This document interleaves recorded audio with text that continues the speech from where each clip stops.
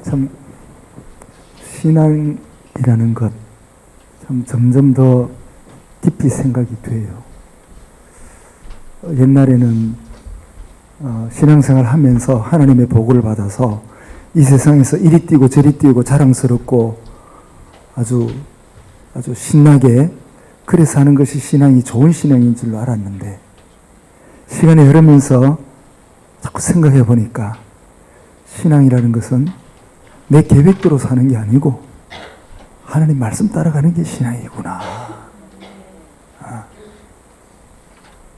내게 주어지는 일들이 좋은 일이 많아야 신앙이 좋은 게 아니라 하나님이 하시는 일을 아멘으로 받아들이는 것이 좋은 믿음이구나 하는 것을 많이 자꾸 깨닫게 되어져요.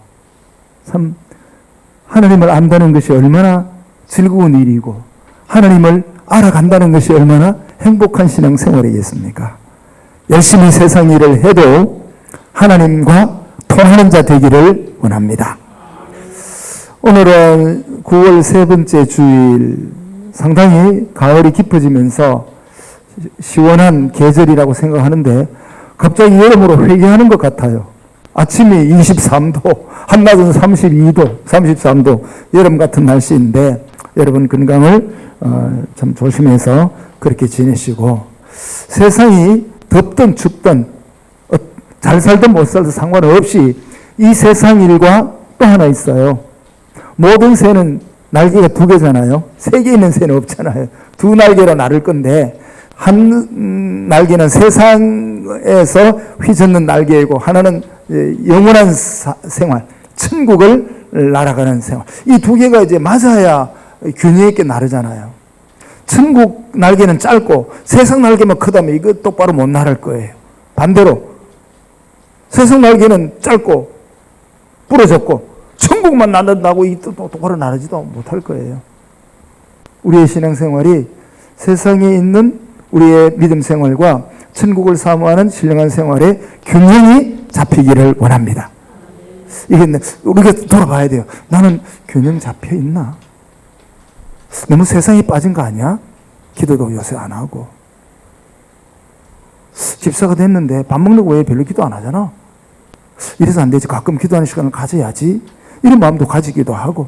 이번에 내가 특별히 못하지만 특세 중간에는 내가 한번 꼭 참여해 봐야지. 이런 결심을 하면서라도 균형을 맞추는 신앙생활 되기를 원합니다. 근데 사람들이 상당히 부러워하는 사람이 있어요. 특별히 내성적인 사람은 외향적인 사람을 상당히 부러워해요. 그 사람은요, 모든 사람들하고 잘 통해요. 아는 사람이 왜 그렇게 많아요? 만나면 딱 악수하자마자 형님 이렇게 하고 아이고 반갑습니다. 근데 어디서 봤는지 물어보면 몰라 이러면서 아주 굉장히 아는 척하면서 굉장히 소통이 잘 되는 사람.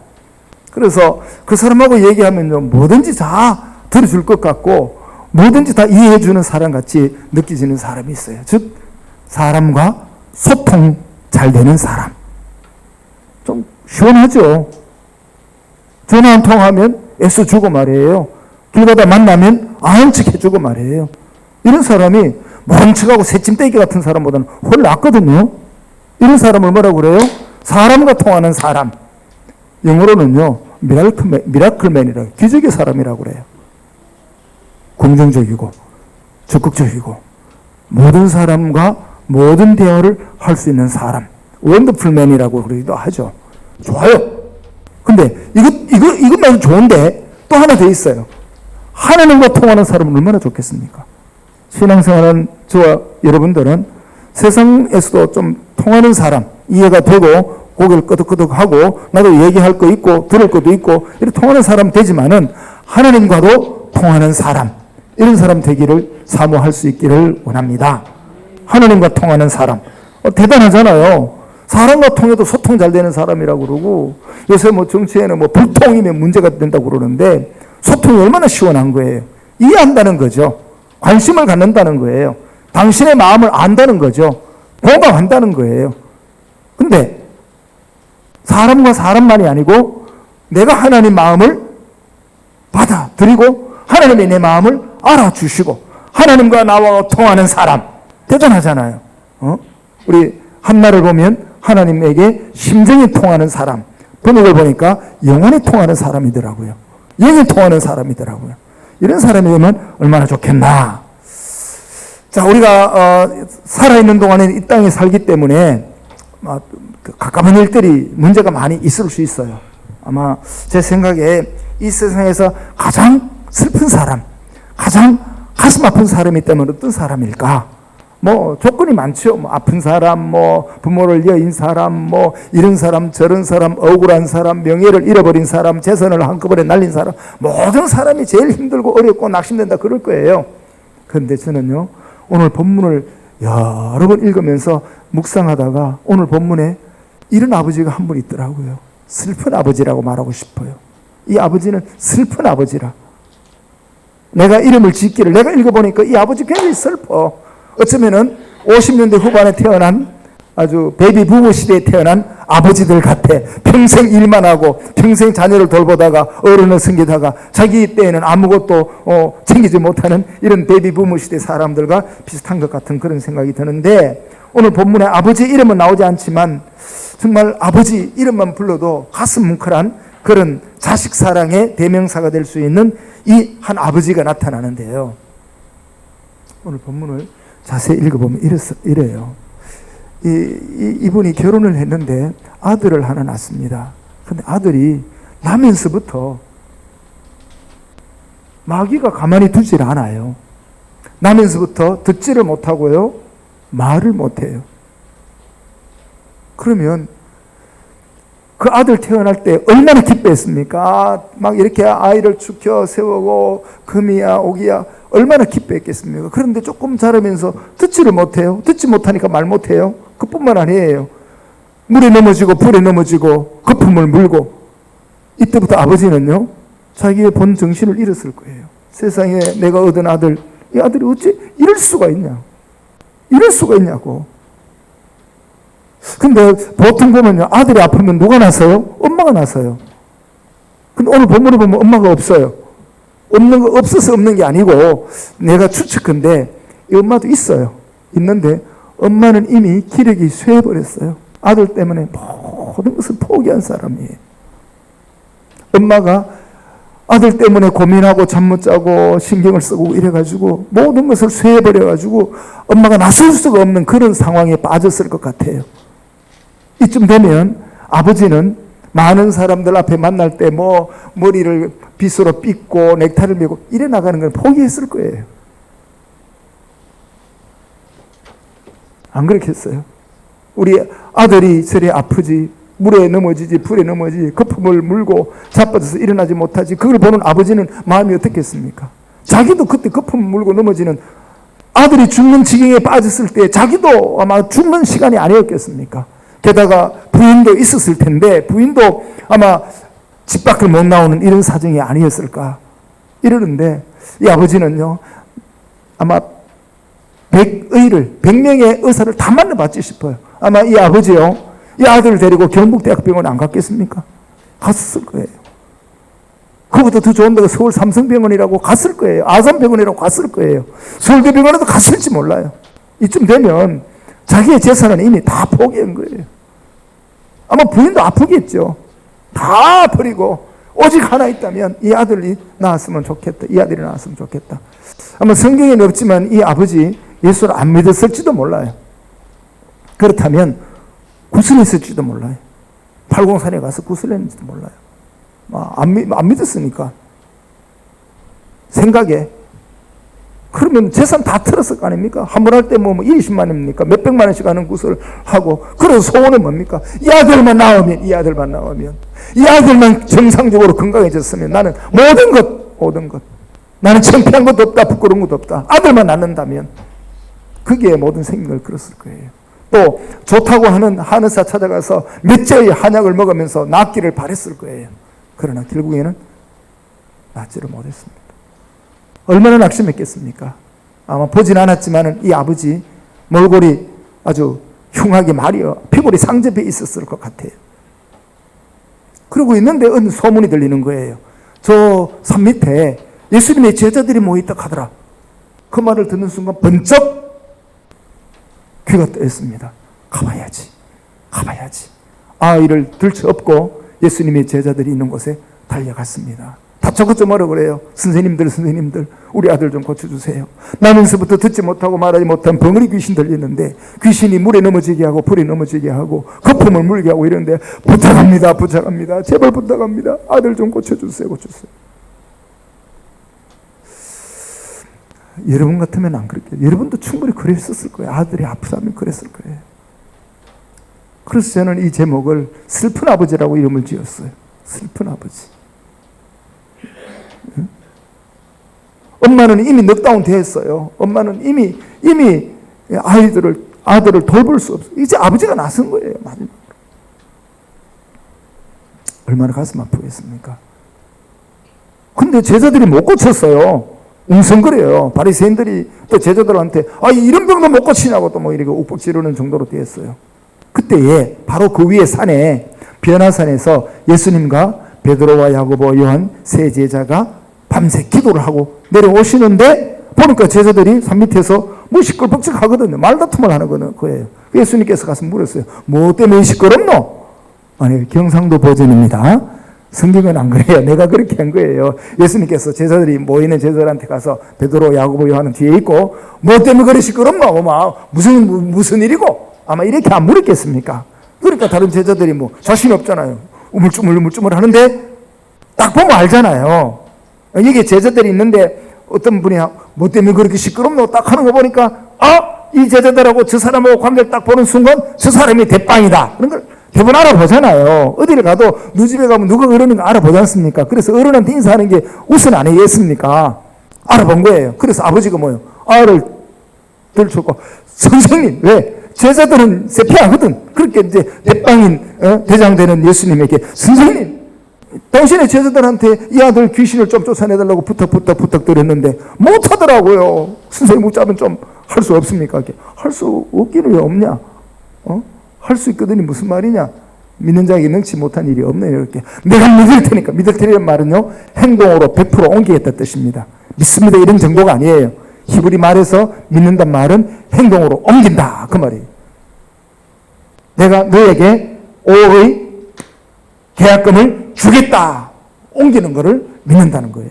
그죠? 계산한다 머리 생각한다가 아니에요. 행동한다는 뜻이에요. 내가 믿겠습니다. 선생님이 시키신다면 무슨 일이라도 하겠습니다라고 하는 고백을 하는 거예요. 그리고 데려오라. 여기서 놀라운 일이 생겨요. 아이를 데려오는데 아이에게 귀신이 들었잖아요. 말 못하는 귀신, 말 못 듣는 귀신, 넘어지고 자빠지게 하는 귀신, 판단력을 흐리게 하는 귀신이 들었단 말이에요. 아프게 하는 귀신이 들었단 말이에요. 근데 그 귀신이 예수님이 그 아이를 데려오고 하는데 그 아이가 예수님께로 오는 순간 귀신이 예수를 알아보는 거예요. 귀신이요? 예수님 알아봅니다. 야고보서에서 뭐라고 그래요? 하나님 한 분인 줄 아느냐? 귀신들도 하나님의 한 분인 걸 다 알고 떠느니라 그랬다고. 여러분, 우리는 그냥 아프다. 물론 육신이 아픈 거 아플 수 있어요. 그러나 영적으로 아픈 일 때문에 육신이 아플 경우도 있거든요. 이럴 때는 귀신이 작용하는 거잖아요. 마음이 아프면 육신이 아프잖아요. 밥을 안 먹으면 몸이 자빠지잖아요. 밥을 안 먹는데 왜 몸이 약해집니까? 그게 다 연결되어 있는 거 아니에요? 영과 육이 같이 있으니까 살아있는 거지. 영이 약하면 육도 약한 거예요. 육이 약하면 영도 또 약해지는 거예요. 이 붙어 있는 거 아니겠습니까? 그래서 예수님을 보자마자 귀신이 부르르 떠는 거예요. 와, 저분은 보통 분이 아니다는 말이에요. 예수님을 알아봤단 말이에요. 귀신이 딱 보니까 예수님이 보통 분이 아니거든요. 하나님의 아들이시잖아요. 진리를 외치는 분이시잖아요. 우리는 하나님을 뭐 사랑의 하나님 이래가지고 하나님은 내가 이런 죄 지어도 봐줄 거야. 웃기지 마세요. 죄 짓고 알고 짓는 죄를 하나님이 가만히 두시는가요? 하나님을 그런 식으로 매도해서는 안 되는 거예요. 우리가 실수했을 때는 허물이고 연약일 때는 하나님은 아세요. 그러나 알고 짓는 죄를 하나님께서 가만히 두신 적이 있나요? 하나님은 가만히 두실 때도 본인이 알고 괴로워서 못 견디는 거죠. 하나님요, 사랑의 하나님 맞아요. 그러나 하나님 무섭습니다. 하나님 무서워요. 한번 탁 치면 가만히 안 있어요. 완전히 할 때까지 하나님 그걸 가만히. 모세가 말 안 들을 때 가만히 있었습니까? 얼마나 모세를 종용시켰습니까? 얼마나 무서워요. 모세에게 가장 두려운 분은요, 바로였습니다. 자기 할아버지 바로. 얼마나 바로가 악랄했습니까? 애굽의 왕으로서. 근데 하나님께서 모세를 보고 바로한테 가서 내 백성 데려오라 할 때, 하나님요, 바로가 얼마나 악독한 왕인 줄 압니까? 안 갑니다! 하는데, 안 갑니다! 하면서 하나님 딱 쳐다보니까 하나님이 바로보다 더 무섭거든. 그래 순종하잖아요. 하나님 무서워요. 뿐만 아니라 욥기서를 보면요, 하나님께서 마귀한테, 사탄한테 뭐라고 그래요? 내 종 욥을 몸에는 손대지 말고 그를 연단해 봐라. 그랬더니 마귀가 뭐라고 해요? 예, 알았습니다. 마귀가 하나님 말씀 순종이에요. 마귀하고 하나님하고 이래 1대1로 싸우는 분이 아니고요, 마귀는 밑에 있어요. 밑에. 하나님이 허락하지 않으면 마귀가 큰 소리 못 치는 거예요. 그럼 우리는 마귀에게 이렇게 비유를 맞춰야 되겠습니까? 하나님 말씀을 들어야 되겠습니까? 마귀에게 비유를 맞추는 게 부닥거리 하는 거잖아요. 푸른색, 붉은색으로 기분 좋게 만드는, 귀신을 달래는 거잖아요. 그러나 우리는 진리의 말씀으로 이기기를 원합니다. 창세기에 보면 뭐라고 그래요? 마귀가 그러잖아요. 뱀이 그러잖아요. 하와에게 하나님이 정말로 너희한테 그렇게 말씀하시더냐? 라고 물어요. 그 말이 뭐예요? 하나님 말씀은 내가 이길 수 없다 하는 거죠. 말씀이 검이에요. 말씀이 무기예요. 우리가 신앙생활 이길 때 내게 유익되느냐가 아니라 말씀에 맞느냐 틀리느냐로 판단하는 기준을 삼기를 원합니다. 그래가지고 예수님 앞에 귀신이, 아기에게 들던 귀신이 떨잖아요. 근데 예수님께서 딱 한마디 하니까 귀신이 떠나가는 거예요. 자, 우리를 넘어지게 하는 귀신이, 어리석은 생각이, 어리석은 욕심이 우리의 마음을 지배하고 있어요. 이것을 하나님께로 가져오고 예수님께로 가져오고 예수님의 말씀이 우리를 자유케 하기를 원합니다. 그 조그마한 돈 몇 푼에 내 신앙을 팔 거예요? 그건 아니잖아요. 내가 그런 명예를 얻기 위해서 거짓말을 하겠다는 겁니까? 거짓말에서 유익을 얻겠다는 겁니까? 아니잖아요. 이런 신앙의 승리를 우리가 가져야 되는데, 그 승리는 말씀으로 말미암는 승리입니다. 즉 하나님께로 와야 참된 승리가 있다는 것이옵시다. 여기서 저는 이 말씀이 이제 계속 이 사람 이야기가 기억이 납니다. 우리가 잘 아는 대로 영어로 말하면 어거스틴, 본명을 말하면 아우구스티누스. 그는 아프리카 사람이에요. 로마 시민권을 가졌지만은 아프리카에서 태어난 사람이죠. 어릴 때 참 똑똑했습니다. 그러나 너무 가난했기 때문에 아주 남의 집에 배밭에 들어가서 배 따먹고 놀고 장난치고 놀고 이랬어요. 그러나 머리가 좋아서 공부를 잘했단 말이에요. 그래가지고 그 시골에서 태어났는데, 타가스테란 곳에서 태어났는데 카르타고에 유학을 보냈잖아요. 17살에. 아유, 머리가 보통 아니잖아요. 우리가 여기서 서울 보내면 유학 보낸다고 그러잖아요. 그런 식으로 보냈단 말이에요. 근데 17살에 카르타고에 유학을 보냈더니 플로리아라고 하는 흑인 거리의 여인과 동거 생활을 하면서 아를 낳았어요. 세상에. 공부 생활을 보냈더니 이놈은 엉뚱한 짓 하는 거예요. 근데 그의 아버지는 로마 공무원이었지만 그의 어머니는 모니카였잖아요. 아프리카 사람이에요. 아프리카 사진에 보면 모니카는 검은 흑인 얼굴에 머리가 빠글빠글한 사람이랍니다. 그래서 어거스틴의 어머니가 아프리카인이 아니었나. 그런데 곱틱 교회, 즉 이집트의 기독교를 신봉하는 독실한 기독신자였습니다. 어릴 때부터 기도했죠. 왜냐하면 어거스틴의 외갓집이 신앙의 깊은 집이었습니다. 어거스틴 어머니가 외갓집에서 자랄 때부터 아주 신앙이 깊었다고 그래요. 그 기록들이 많이 있거든요. 그런데 아니 어머니가 늘 기도하고 카르타고까지 유학을 보냈더니 그래 17살에 아를 낳았단 말이에요. 엄마가 얼마나 가슴 아프겠습니까? 그러니까 엄마는 그때부터 결심을 하는 거예요. 안 된다. 이제까지 기도해왔지만 우리 아들 어거스틴이 둘째 아들입니다. 맏아들이 아니에요. 머리가 좋은 둘째 아들이죠. 둘째 아들이면 안 된다고 기도하는데 또 빗나가는 거예요. 19살부터는 마니교라고 하는 이단 종교에 아주 앞잡이가 되는 거예요. 많은 유명한 사람을 이단 종교로 끌어들이는데 이 사람이 앞잡이라는 거예요. 머리가 좋으니까, 실력이 있으니까. 이러기를 거의 10년 가까이, 9년 넘도록 마니교라고 하는 이단 종파의 앞잡이가 되는 거예요. 그때 어머님이 포기했습니까? 안 했습니다. 오늘 나오는 아버지처럼 절대 포기하지 않아. 아이의 목숨이 끝나기 전까지는 포기하지 않아. 이렇게 된 거예요. 어머니는 이미 너무너무 넉다운돼 있잖아요. 아버지마저 포기하면 이 아이를 누가 붙든단 말이에요. 그래서 이 아버지는 포기하지 않았습니다. 이 아들이 몇 살 되었을까요? 아마 내 생각에 20살 가까이 안 됐겠습니까? 그러면 재산 다 날렸겠죠. 모든 병원에 다 가보고 시간 아마 먹고 숨 쉬고 사는 게 아마 기적이었을 거예요. 이러는 사이에 어거스틴은요, 이런 욕망을 가집니다. 내가 가장 원하는 것은 돈, 재물이다. 둘째 원하는 것은 명예와 권력이다. 세 번째 원하는 것은 쾌락이었다. 이걸 가지고 출세의 길로 카르타고에서 로마로, 로마에서 밀라노로, 결국에는 발레리아누스 2세 황제 대학교 교수가 됩니다. 얼마나 대단합니까? 아프리카 사람이 로마의 황제 대학의 교수가 됐다면 보통 실력이 아니잖아요. 보통 출세의 길을 간 게 아니에요. 거기는 명예가 보장됐어요. 신분이 보장되었습니다. 돈이 보장되었습니다. 권력이 보장되었습니다. 아우구스티누스라고 하면 모르는 사람이 없을 만큼 수사하기 1인자 아닙니까?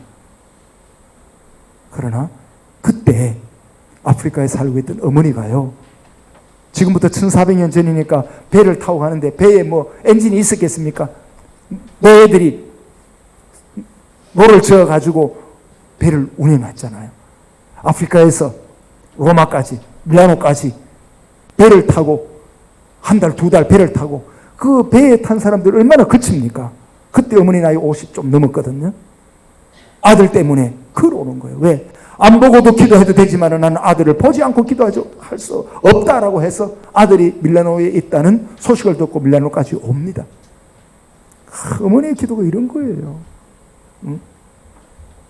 밀라노에 와서 이제 마음에 오는 것도 그래요. 아프리카에서 기도할 때 밤새도록 기도해도 이 아들이 17살 때 이런 방탕한 생활을 했던 아들이 안 돌아오니까 밤낮 성전에서 기도해요. 그래 어느 날 기도하다 지쳐가지고 바깥에 와서 쉬는데 목사님이 나가는 거예요. 문을 열고 나갈 때 목사님한테 붙들고 얘기해요. 목사님, 우리 아들 어거스틴이 이렇게 방탕한 생활을 하는데 참된 기독교인이 되게 해달라고 부탁하는데 목사님이 이렇게 말해요. 귀찮은 듯이 울며 기도하는 여인의 자식은 망하는 법이 없어요. 기도 나서 이런 식으로 말했다고요. 이제 칭찬하는 소리가 아니고 귀찮은 듯 한 소리예요. 그런데 모니카는 뭐 딱 붙들고 그래, 내가 울며 기도하면 하나님은 내 기도 들을 거야. 내가 울며 기도하면 하나님은 들을 거야. 이러면서 기도를 놓치지 않고 계속 기도하다가 배를 타고 밀라노까지 갑니다. 밀라노 가서 밀라노 교회에 암브로시우스라는 목사님의 설교를 들으면서도 은혜를 받아요. 아들하고 같이 가는 거죠. 손자하고 같이 가는 거예요. 근데 놀라운 일이 생겨요. 계속 그래 기도하는데 그때 어거스틴의 나이가 31살 때 놀라운 일을 발견합니다. 어거스틴이 대학 교수니까 그냥 이렇게 연구실에 있고 자기 사무실에 있는데 바깥에서 아들이 뭐 고무줄하고 놀다가 톨레레게 이런 말을 하는 거예요. 그 말의 뜻은 책을 펴서 읽어라 이런 뜻이에요. 근데 아들이 놀고 노래를 부르면 그 노래 부르는 거다 이러고 말지 그걸 책을 펴서 읽겠습니까? 그런데 아이들이 책을 펴서 읽어라 그러는데 어거스틴은 뭐예요? 하나님이 날 보고 책을 펴서 읽어라 하는구나 하고 탁 책을 펴서 읽었는데 로마서 13장 13절이에요. 지금은 자다가 깰 때가 벌써 되었으니 허랑방탕한 일을 벗어버리고 육신의 욕심을 벗어버리고 그리스도에 오시거라. 근데 그때 이렇게 말하는 거예요.